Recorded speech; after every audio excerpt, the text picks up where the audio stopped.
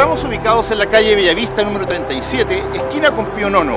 Y la iglesia que tengo a mis espaldas es la iglesia que construyeron las hermanas Clarisas. Se llama Nuestra Señora de la Victoria de las Monjas Clarisas, que después pasó a ser la iglesia del Colegio Liceo Alemán y luego es la iglesia de la Universidad San Sebastián.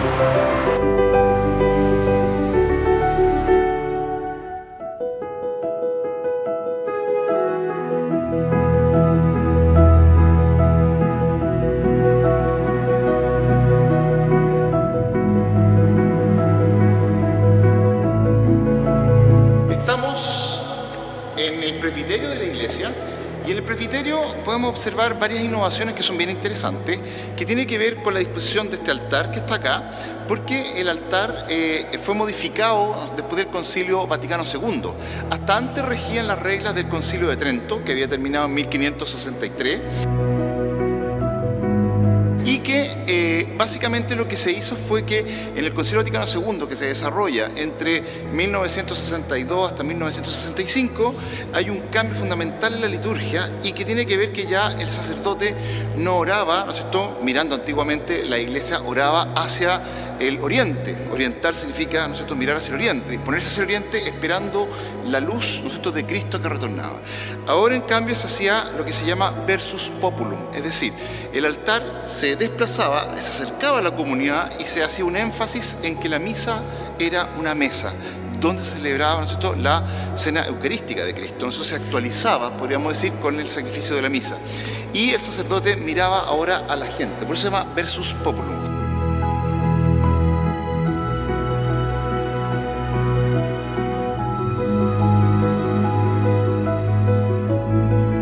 Antiguamente este lugar, que se denomina crucero, que es la parte, ¿no es cierto?, donde se unen las naves laterales con la nave principal, era el lugar donde se daba la comunión, donde irrumpía, podemos decir, la gracia sobre el fiel para dar la comunión.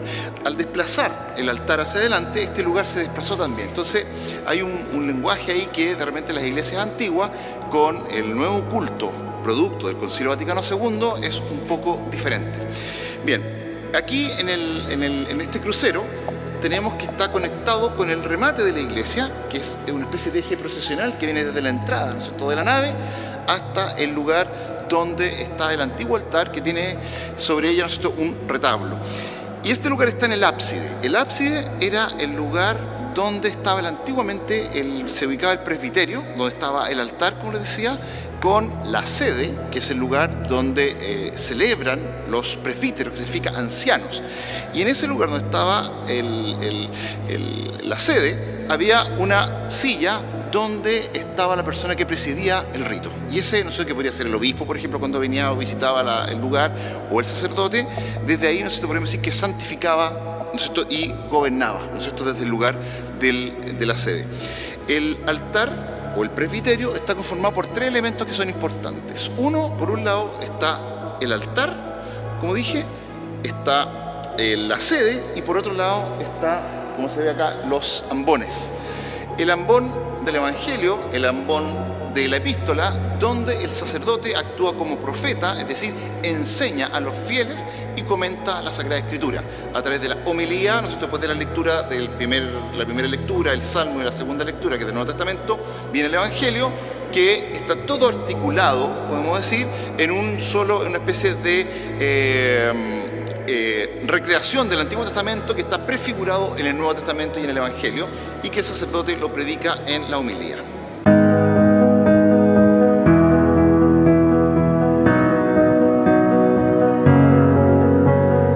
Como miramos el espacio de la iglesia, esta iglesia está hecha en lo que se llama el eclecticismo historicista, o los revivals historicistas propios de la arquitectura que se empezó a generar en la segunda mitad del siglo XIX y que abarcó hasta la segunda mitad del siglo XX prácticamente, y que aquí se ve la mezcla de dos estilos muy claramente.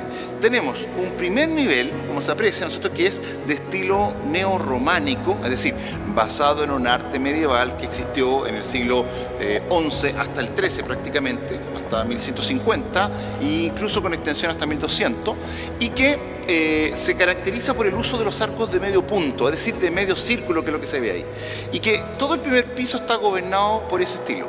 Pero el segundo piso, el segundo nivel, donde está arriba, nosotros que vemos un elemento también neorrománico que articula el paso al segundo nivel o al tercer nivel, que se llama el triforio, que está dado aquí por una arquería ciega, ¿cierto? Arquillos ciegos que generan lo que se llama el triforio, es decir, una especie de piso articulador entre el primer nivel y el nivel superior.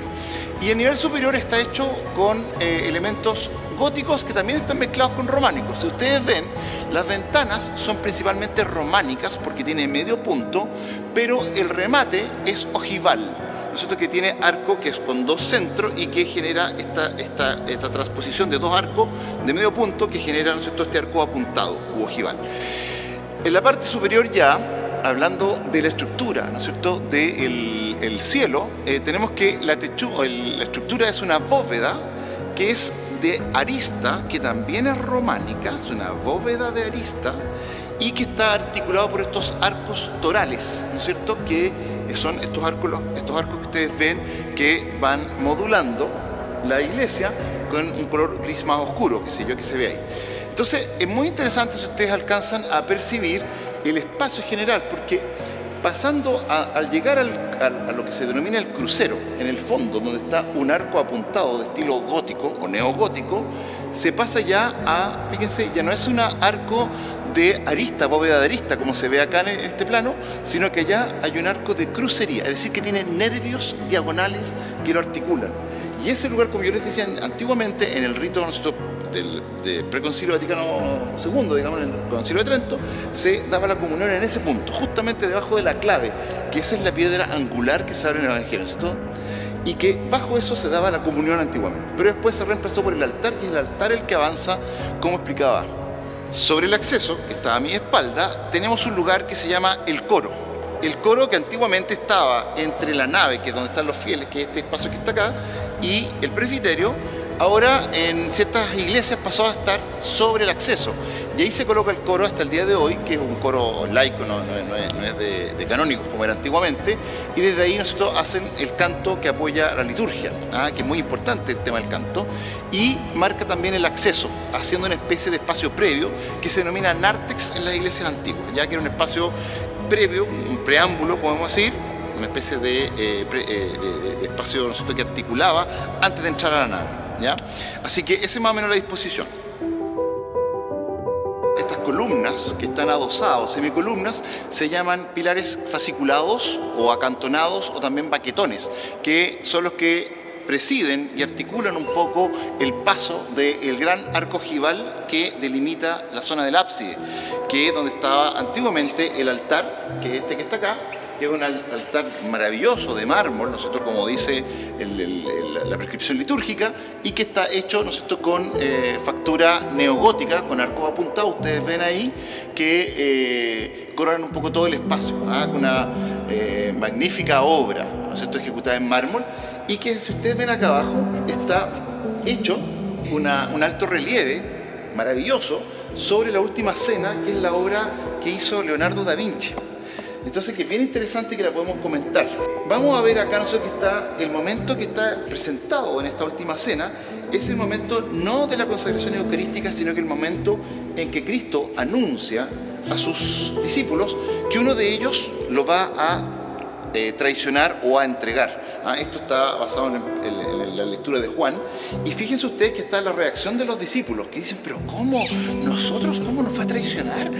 ¿A uno de nosotros lo va a entregar? ¿Cómo es posible? ¿Qué sé yo? Entonces está toda la duda: ¿quién de nosotros será el que lo va a traicionar? ¿Qué sé yo? Bueno, y están en grupos de a tres, como ustedes ven en la composición, y Jesús queda como solo, haciendo una especie de intriga de anticipación de que él va a quedar solo, ¿no es cierto?, en la crucifixión. Los discípulos, temerosos, asustados, lo abandonan y lo dejan solo en el Gólgota.